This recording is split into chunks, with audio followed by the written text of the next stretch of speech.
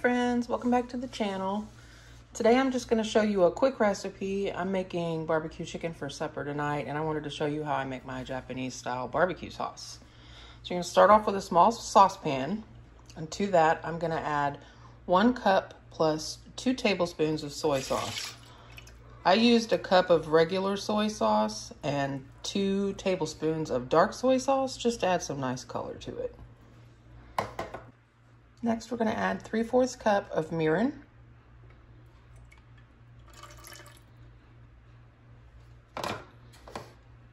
2/3 cup sugar,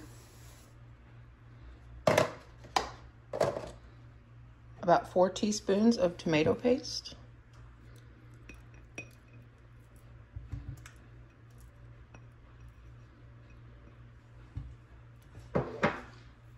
I'm using half a teaspoon of dried ginger because I didn't have any fresh ginger. If you're using fresh grated ginger, you want to use about 2 tablespoons of it. I'm going to do 4 teaspoons of minced garlic,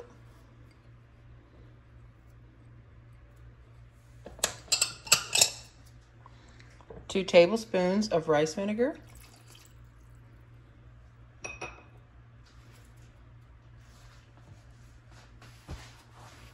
this is 2 green onions that I cut up kind of small, greens and white parts. Doesn't matter how small you do, because we're going to run the immersion blender through it, or we're going to stick it in our regular blender to get it smooth after it's done simmering. This is a teaspoon of kosher salt, and then 2 teaspoons of sesame oil.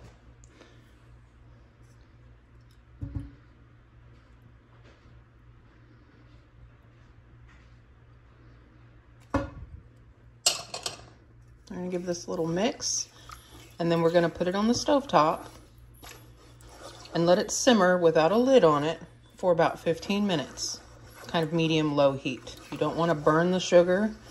You don't want it boiling necessarily. You just want to low simmer. I'll show you what that looks like right here. This is what I mean right here, just barely bubbling, not boiling up, not foaming. I have it on medium right now, so you just keep an eye on it and let this go for 15 minutes without a lid. Okay, y'all, it's been 15 minutes. I just wanted to show you how much this sauce has thickened up. You see how it coats the spoon? And if you run your finger through it, basically keeps the line. It's reduced quite a bit. So at this point, what we're gonna do is either put it in your blender. You could leave it like this if you wanted to. I don't want all the pieces of the green onion, so I'm gonna go ahead and off camera, in case it goes everywhere, I'm gonna use my immersion blender to blend this up to try to, you know, squeeze every last little bit of flavor out of the garlic and the green onions. And then we're gonna run it through a strainer, a mesh strainer, so that we have a nice smooth barbecue sauce. So I'll be back when I'm ready to strain it for you.